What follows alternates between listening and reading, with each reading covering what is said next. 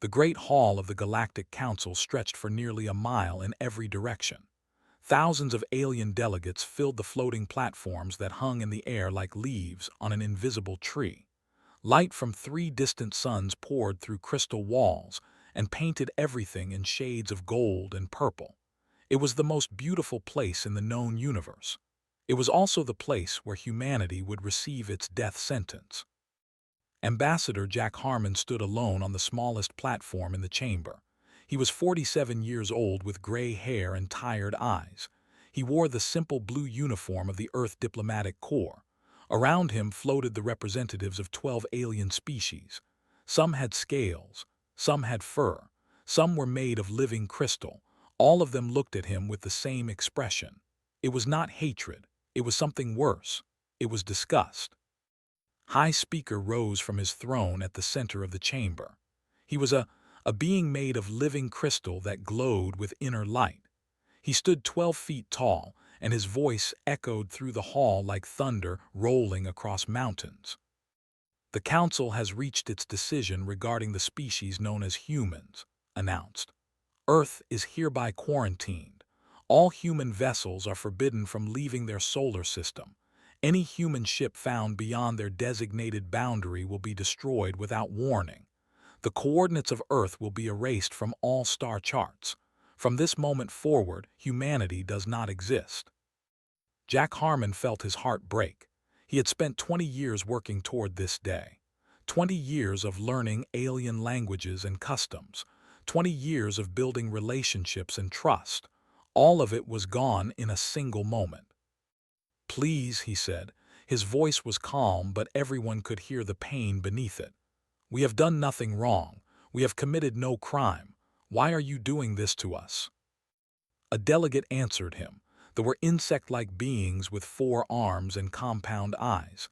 "You are too primitive," he said. "Your species still fights wars among yourselves. You kill your own kind over resources and beliefs. You are not ready for the stars." A delegate spoke next. They looked like tall gray humanoids with no hair and large black eyes. "More importantly, you are dangerous. Your scientists have made remarkable progress in a very short time. In another century, you might become a threat to the established order. It is better to end this possibility now." Jack understood then. They were not punishing humanity for what it had done. They were punishing humanity for what it might become. They were afraid. "You are making a mistake," Jack said. He looked directly at High Speaker. "We came to you in peace. We asked only for friendship and knowledge. We offered to share everything we had. And you respond by condemning 8 billion people to isolation and death." His crystal form flickered with something that might have been doubt, but it passed quickly. "The decision is final," he said. "Return to your world, human. Make peace with your fate. In 1,000 years we may reconsider." Jack Harmon straightened his back.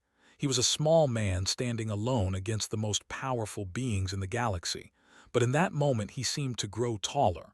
"We will remember this," he said. "Every human child born from this day forward will know what you did here, and someday, when you have forgotten all about us, we will return. I hope you are ready for that day." No one laughed. No one spoke. Something in the human's voice made even the oldest council members feel a chill they could not explain. On Earth, Captain Cole watched the last alien ships leave the solar system. She stood on the observation deck of the lunar station with her 3-year-old daughter sleeping in her arms. The child's name was Hope. It seemed like a cruel joke now. The alien ships activated their faster-than-light drives and vanished in flashes of blue light. They left behind nothing except a ring of automated weapons platforms surrounding the solar system. These platforms would destroy any human ship that tried to leave. Humanity was now a prisoner in its own home. The months that followed were the darkest in human history. Governments collapsed. Riots broke out in every major city. Religious cults proclaimed that the end times had arrived. Millions died in the chaos. But slowly, painfully, humanity began to pull itself together. The survivors understood something important. Fighting each other was no longer an option. There was a larger enemy now. There was a galaxy that had tried to kill them. If humanity wanted to survive, it would have to unite. The World Council was formed within 2 years. Every nation on Earth agreed to set aside their differences and work together. For the first time in history, there were no borders. There were no enemies. There was only the human race standing together against the darkness. Dr. Perry was a young physicist working at a research facility in Nevada when the exile happened. He was 26 years old and had spent his entire career studying theoretical physics. The alien technology left behind during first contact fascinated him. The Council had erased all records of Earth from their databases, but they had forgotten about the small devices and samples that human scientists had collected during the brief period of contact. Studied these samples day and night. He barely slept. He barely ate. His colleagues thought he was going insane. But 5 years after the exile, he made a discovery that would change everything. The aliens used something called fold space technology to travel faster than light.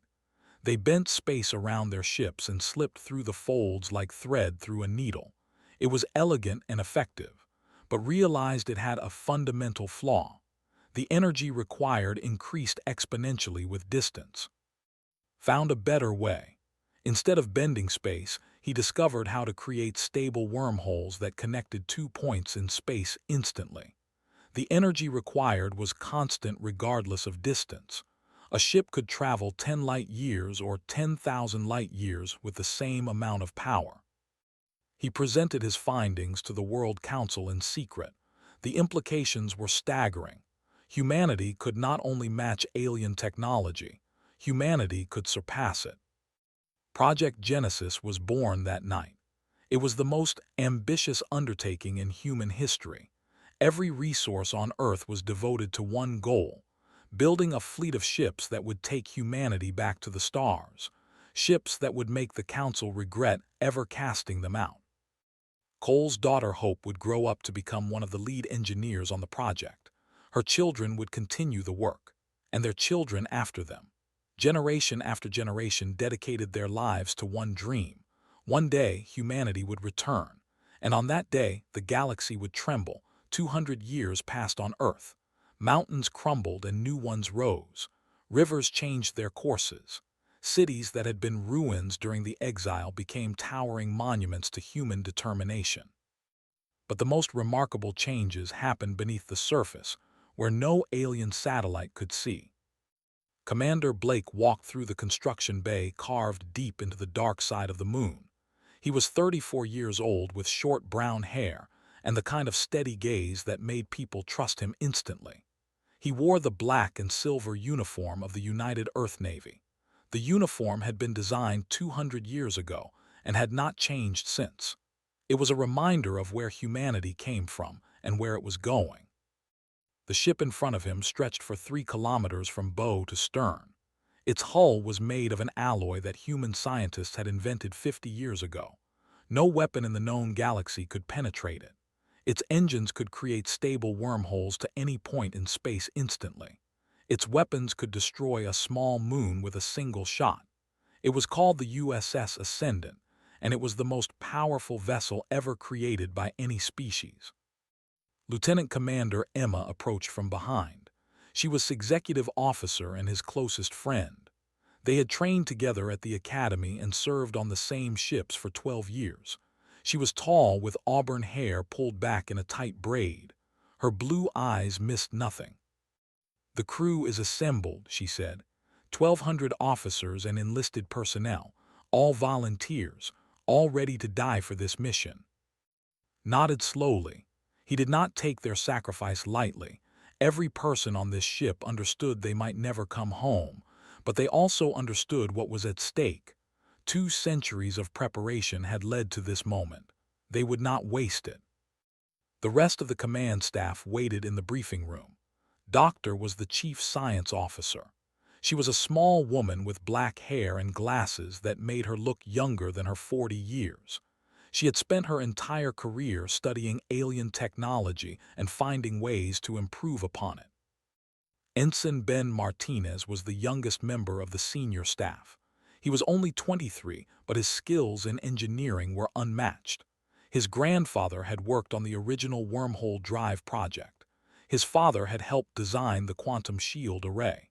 Ben represented the third generation of his family to serve Project Genesis. Sergeant Leo Tanner led the security division. He was a giant of a man with dark skin and arms like tree trunks. He rarely spoke, but when he did, people listened.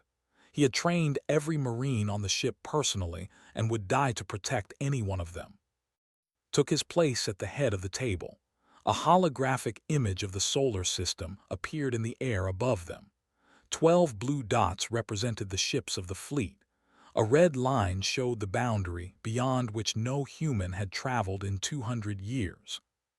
"In 6 hours we will cross the boundary," said. "The alien weapons platforms will try to destroy us. They will fail. Our shields are rated to withstand anything they can throw at us.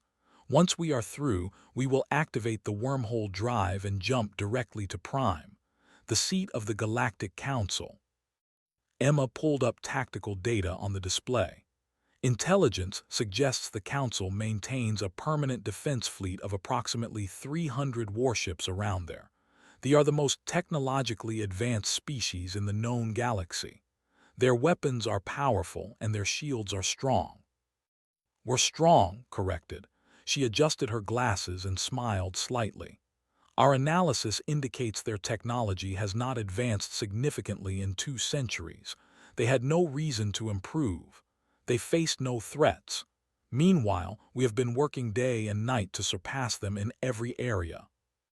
Ben added his own observations. "Our wormhole drive is completely unknown to them. They will not be able to track our movements or predict where we will appear. We can strike from any angle and disappear before they can respond." Leo Tanner spoke for the first time. His voice was deep and rumbling. "Rules of engagement." Considered the question carefully. "We are not going there to commit genocide. We are going to deliver a message. We will defend ourselves with lethal force if necessary, but we will not fire first. We will not target civilian populations. We will show them that we are better than they thought we were." The room fell silent. Everyone understood the weight of those words. For 200 years, humanity had dreamed of revenge. Children had grown up on stories of the exile and the suffering that followed. It would be easy to repay cruelty with cruelty. But that was not who they wanted to be. Admiral Victor Grant appeared on the communication screen. He was 87 years old and had served the United Earth Navy for 60 years. He was the highest-ranking officer in human history and the architect of the entire operation. His hair was white and his face was lined with age, but his eyes were sharp and clear. "Commanders," he said, "I have spent my entire life preparing for this day. My parents spent their lives preparing for this day, their parents before them. We have sacrificed everything for this moment. Billions of our people died in the centuries following the exile. Plagues that could have been cured with galactic medicine killed entire generations. We were left to suffer alone in the dark." He paused and seemed to gather himself. "But we did not die. We survived. We grew stronger. We built things that would have been impossible if we had been welcomed into galactic society. Struggle made us what we are today, and now it is time to show the galaxy what that means." Felt pride swell in his chest. He thought about his great-grandfather who had been a teenager during the exile. He thought about his grandmother who had told him stories of those dark early years. He thought about his father who had died testing an early prototype of the wormhole drive. 4 generations of his family had given everything for this mission. "All ships report ready," Emma announced. "Fleet is standing by for departure." Stood and looked at his crew. These were the best men and women humanity had ever produced. They were scientists and soldiers, engineers and doctors. They came from every nation and every background, but they were united by a common purpose. "Take us out," he ordered. The 12 ships of the fleet rose from their hidden bays and moved toward open space. Their engines glowed with power that the galaxy had never seen. Their weapons hummed with potential energy that could level cities. They were beautiful and terrible all at once. The alien weapons platforms detected them immediately. Warning signals flooded every frequency. Plasma cannons charged and fired. Blue bolts of energy screamed across the void and struck the human shields. They dissipated harmlessly like rain against a mountain. The Ascendant did not even slow down. It passed through the barrier that had imprisoned humanity for 2 centuries and kept going. Behind it, 11 other ships followed in perfect formation. Commander Blake watched the stars stretch and blur as the wormhole drive activated. In an instant, they were gone. The galaxy would never be the same. The Galactic Council was debating trade regulations when the alarms began. High Speaker had been listening to a delegate complain about import taxes for nearly an hour. He was bored and tired. He had held his position for 300 years and nothing ever changed. The same arguments repeated endlessly. The same species fought over the same resources. The galaxy had grown stagnant under his leadership, and he knew it. The alarm changed everything. Red lights flashed throughout the chamber. Holographic displays showed censored data from stations across 3 sectors. Something impossible was happening. 12 unknown vessels had appeared from nowhere and were heading directly toward Prime at speeds that should not exist. Admiral of the Defense Fleet appeared on the main screen. He was a military officer of the old school, tall and proud with crystal formations that sparkled like diamonds. He had won 100 battles against pirates and rebels. He had never lost. High Speaker, we have detected 12 unidentified ships approaching our space. They emerged from some kind of spatial anomaly and are traveling at approximately 50 times standard light speed. No known technology can achieve this velocity. Felt a cold sensation spread through his crystalline body. He remembered a day 2 centuries ago. He remembered a small human standing alone in this very chamber. He remembered the words that human had spoken. We will remember this. Show me the ships, commanded. The display changed to show the approaching vessels. They were sleek and powerful, looking with dark hulls that seemed to absorb light. They moved in perfect formation with a precision that spoke of exceptional training. The largest ship was 3 kilometers long.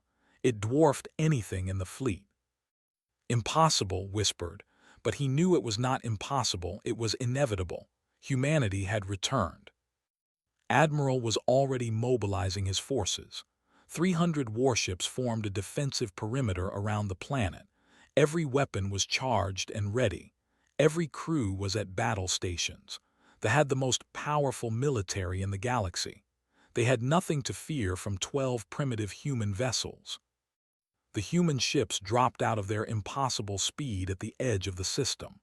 They hung in space for a long moment, as if giving the defenders time to prepare. Then, a communication channel opened. Commander Blake appeared on every screen in the council chamber. He was calm and composed. His uniform was simple and unadorned. He looked nothing like the wild savage the council had expected. He looked like a professional military officer with complete confidence in his mission. This is Commander Blake of the United Earthship Ascendant, he said. 200 years ago, this council condemned my species to death. You called us primitive. You called us dangerous. You locked us away and expected us to die quietly in the dark. We did not die. We survived. We evolved. We became something greater than you could have imagined. High Speaker found his voice. You are trespassing in space. Your presence here is a violation of council law. Surrender immediately or you will be destroyed. Smiled slightly. It was not a threatening smile. It was the smile of someone who knew something others did not. With respect, High Speaker, I do not think you understand your situation, but I am willing to demonstrate. Admiral had heard enough. All ships engage, destroy the humans. 300 warships opened fire simultaneously. Plasma bolts and energy beams lit up the void like a second sun. The combined firepower could have cracked a planet in half. It screamed toward the human fleet with enough force to annihilate anything in its path. The attacks hit the human shields and vanished, not reflected, not absorbed, simply ceased to exist. The Ascendant did not move. It did not shake. It sat perfectly still as the most devastating assault in galactic history washed over it harmlessly. Every member of the council watched in stunned silence. This was not possible. No technology could withstand such an attack. The humans should have been dust. Emma checked her displays and nodded to, "Shields at 100%. No damage detected. Recommend we respond." Considered for a moment. He could destroy the entire fleet in minutes. Every tactical simulation had confirmed this. The gap between human and alien technology was vast and insurmountable, but annihilating 300 ships would send the wrong message. He needed them to understand that humanity was not here for revenge. "Target the lead cruiser," he ordered. "Forward cannon, 10% power, disable only. I want them alive." The main cannon of the Ascendant charged for less than a second. A beam of concentrated energy lanced across space and struck the cruiser. It cut through the alien shields like they were made of paper. The ship's weapons and engines exploded in controlled bursts. The hull remained intact, but the vessel was completely disabled. It would never fight again. Admiral stared at his tactical display in disbelief. His flagship had just been crippled by a single shot at reduced power. His entire fleet could not scratch the human shields. He had trained for war his entire life. He had never imagined defeat. Now he was facing something beyond his comprehension. "All ships fall back," he ordered. His voice trembled slightly. "Defensive positions around the planet. Do not engage unless attacked." Open the communication channel again. "Hi, speaker. I hope that demonstration was educational. We are not here to destroy you. If we wanted you dead, you would already be dead. We are here to talk. I suggest you listen." Felt something he had not experienced in centuries. Fear. Real and primal fear. The kind that reminded him that despite his power and position, he was mortal. The humans he had dismissed as vermin had become something terrifying. Something that made the mightiest military in the galaxy look like children playing with toys. "What do you want?" asked. "I want you to see what you created," replied. 2 centuries ago, you tried to extinguish us. Instead, you forged us in fire. You made us stronger than we ever would have been with your help. Now we have returned, and you will listen to what we have to say." The council chamber was silent. Delegates who had spent their lives looking down on lesser species now understood what it felt like to be small and helpless. The galaxy had changed in an instant. The old order was crumbling, and humanity was just getting started. Turned to his crew, was analyzing the alien fleet's response patterns. Ben was monitoring the ship systems for any sign of stress. Leo stood ready with a security team in case boarding action became necessary. Emma watched him with steady eyes, waiting for his next command. "Prepare for Phase 2, said quietly. "We are going down there, and we are going to finish what Ambassador Harmon started 200 years ago." Battle lasted only 7 minutes. In that brief window of time, the human fleet demonstrated capabilities that shattered everything the galaxy believed about physics and warfare. Admiral watched helplessly as his ships were disabled one by one. The humans moved through space in ways that logic. They appeared and disappeared at will. They struck from impossible angles. Their weapons cut through shields like blades through water. 62 warships were crippled before gave the order to stop. Not a single crew member was killed. Not a single ship was destroyed. The humans had fought with surgical precision and devastating efficiency. They could have annihilated the entire fleet but chose mercy instead. Admiral transmitted his surrender from the bridge of his disabled flagship. His voice was hollow and broken. He had dedicated 300 years to military service. He had believed the fleet was invincible. Now he understood how wrong he had been. The humans had not just defeated him. They had made his entire career seem meaningless. High Speaker watched the surrender from the council chamber. Around him, delegates whispered frantically to each other. Some demanded immediate retaliation. Others called for negotiation. A few simply sat in stunned silence, unable to process what they had witnessed. "They will destroy us," a delegate shouted. "We must strike first with everything we have. Activate the forbidden weapons. It is our only chance." "Fool," replied. "Did you not see what just happened? Our entire fleet could not harm a single human ship. What weapon do you think would fare better?" A delegate spoke with unusual calm. "Perhaps we should listen to what they have to say. They claim they do not want destruction. Perhaps they speak the truth." The debate was cut short when the lights in the chamber flickered. Every holographic display went blank for a moment. Then 12 figures appeared in the center of the room. They had not walked through any door.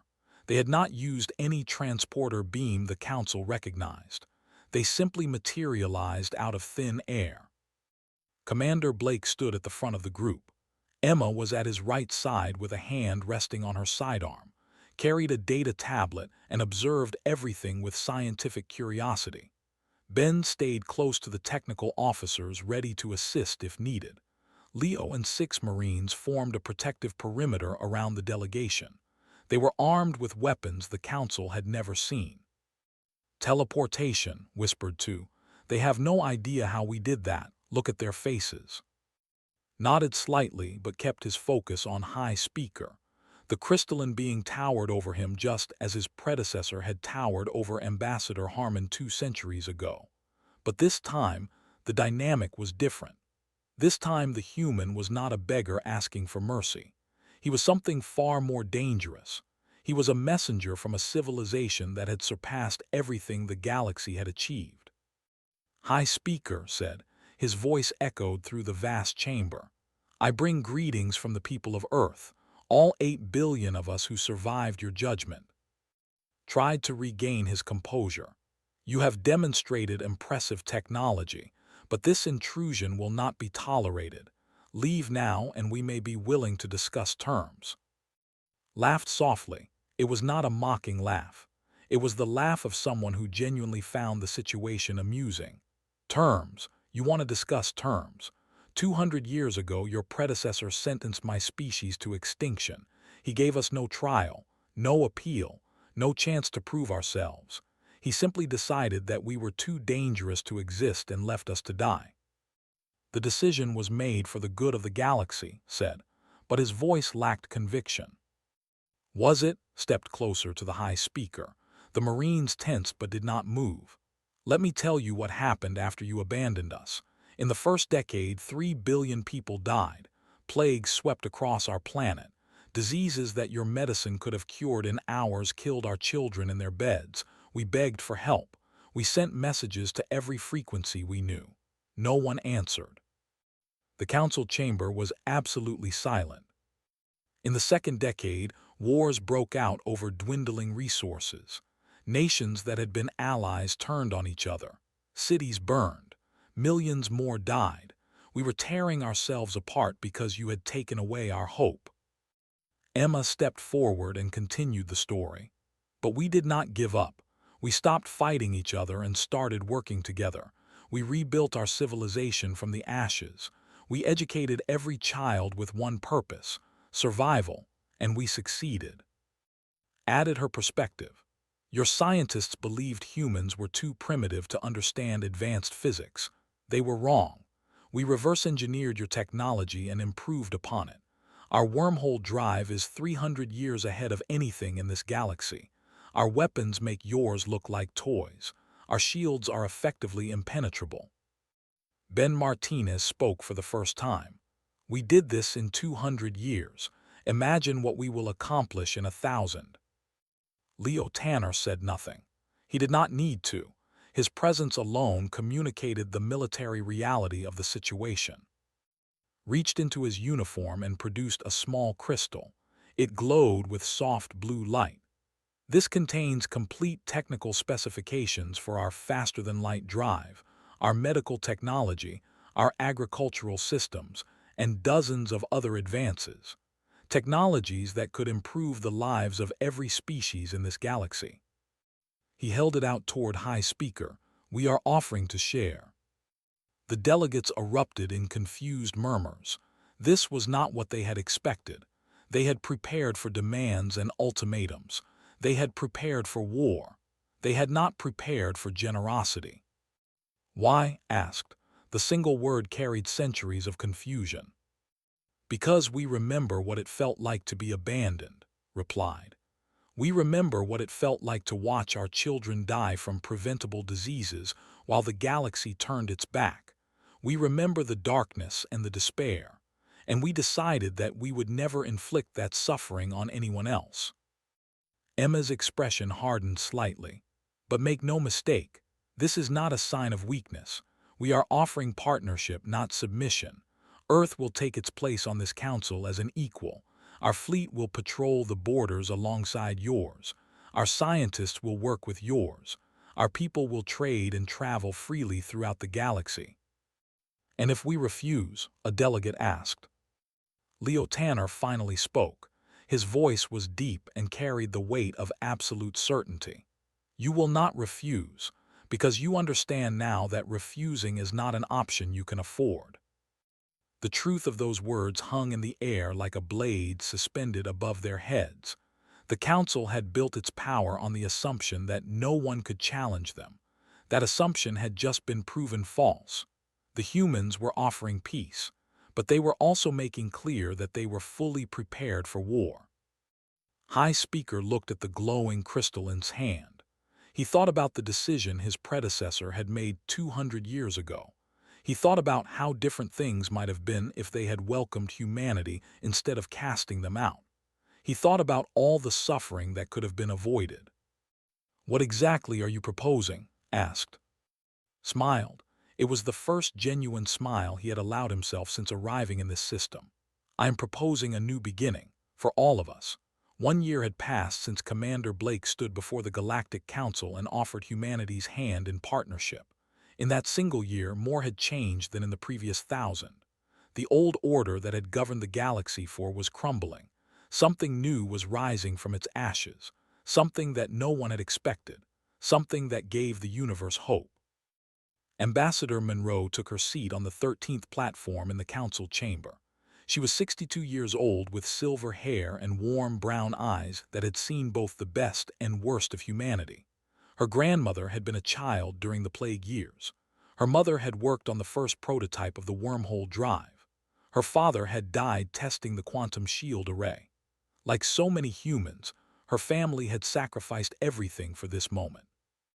The other delegates watched her with a mixture of respect and uncertainty. They had spent 2 centuries believing humans were primitive savages. Now they had to accept that these savages had surpassed them in nearly every technological field. It was a difficult adjustment for species that had grown comfortable with their own superiority. High Speaker called the session to order. He looked different than he had a year ago. The arrogance that had defined him for centuries was gone. In its place was something that resembled humility.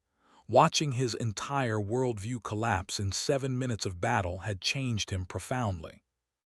"We gather today to formally welcome humanity into the Galactic Council," announced. "This is a historic moment. For the first time in our history, we are acknowledging that we were wrong. 200 years ago, we made a decision based on fear and prejudice. We condemned an entire species without evidence of wrongdoing. We left billions of innocent people to suffer and die. That decision haunts us still." Rose and addressed the chamber. Her voice was clear and steady. "My people do not seek apologies. We do not seek revenge. What happened in the past cannot be undone, but what happens in the future is still within our power to shape. Humanity has chosen to move forward. We hope you will join us." The vote was unanimous. Earth was now a full member of the Galactic Council. Human ships could travel freely throughout known space. Human citizens could live and work on any world. Human technology would be shared with any species that wanted it. In the months that followed, humanity proved worthy of its new position. Human doctors traveled to distant worlds and cured diseases that had plagued alien species for generations. Human engineers helped rebuild infrastructure that had fallen into decay. Human teachers established schools that welcomed students of every species. The Ascendant and its sister ships patrolled the outer territories. These were dangerous regions where pirate fleets and criminal organizations had operated with impunity for centuries. The Council fleet had never been able to control these areas. They were too vast and too lawless. Commander Blake made it his personal mission to change that. He led his ships into the darkest corners of the galaxy and brought order where there had been only chaos. Pirates who had terrorized innocent traders for decades found themselves facing weapons they could not understand and shields they could not penetrate. Most surrendered without a fight. Those who resisted were quickly overwhelmed. The smaller species of the galaxy watched these developments with growing admiration. They had spent their entire existence as prey for the powerful. Now they had a protector. The humans did not demand tribute or obedience. They asked only for peaceful coexistence and mutual respect. Emma was promoted to captain and given command of the ship in the fleet. She named it the Hope in honor of the daughter of Captain Cole, who had watched the alien ships leave the solar system 2 centuries ago. It seemed fitting that a ship named for Hope would now carry humanity's message across the stars. Doctor established the first research station on the edge of Council space. Scientists from every species worked together to unlock the mysteries of the universe. The breakthroughs came faster than anyone had anticipated. Within a decade, they had developed medical treatments that could extend life by centuries. Within 2 decades, they had discovered new forms of energy that made even the wormhole drive seem primitive. Ben Martinez became the youngest admiral in human history. He oversaw the construction of a new generation of ships that made the Ascendant look small. These were not warships. They were exploration vessels designed to travel beyond the known galaxy and discover what lay in the vast darkness between stars. Leo Tanner retired from active service and opened a training academy on Earth. Young people from every species came to learn from him. They trained in combat and strategy, but more importantly, they learned the values that had allowed humanity to survive its darkest hours: perseverance, unity, compassion, the understanding that true strength came not from power but from how that power was used. Admiral Victor Grant passed away peacefully in his sleep at the age of 92. His funeral was attended by representatives from every species in the galaxy. High Speaker himself delivered a eulogy that acknowledged the role Grant had played in shaping the new order. It was a moment of genuine healing between former enemies. On the bridge of the Ascendant, Commander Blake looked out at the stars. He was older now. Gray streaked his hair and lines marked his face, but his eyes were still sharp and his spirit was still strong. He had accomplished what 4 generations of his family had dreamed of. Humanity had returned to the galaxy, and they had done it with honor. Emma stood beside him as she always had. They had been through everything together: the training, the battles, the negotiations, the long nights wondering if they were doing the right thing. They had emerged from it all stronger and closer than ever. "We finally made it," Emma said softly. Nodded, but there was something contemplative in his expression. "We reached the goal our ancestors set for us. We proved that humanity belongs among the stars. We earned the respect of species that once despised us. But that was never the end of the journey. It was just the beginning." Emma understood what he meant. The galaxy was vast beyond comprehension. Billions of stars stretched across distances that even wormhole drives could not cross in a single lifetime. There were mysteries waiting to be discovered, civilizations waiting to be met, challenges waiting to be overcome. "What comes next?" Emma asked. Smiled. It was the same smile he had worn on that first day 2 centuries ago when humanity broke through the barrier that had imprisoned them. The smile of someone who understood that the universe was infinite and so were the possibilities. "Everything," he replied, "everything comes next."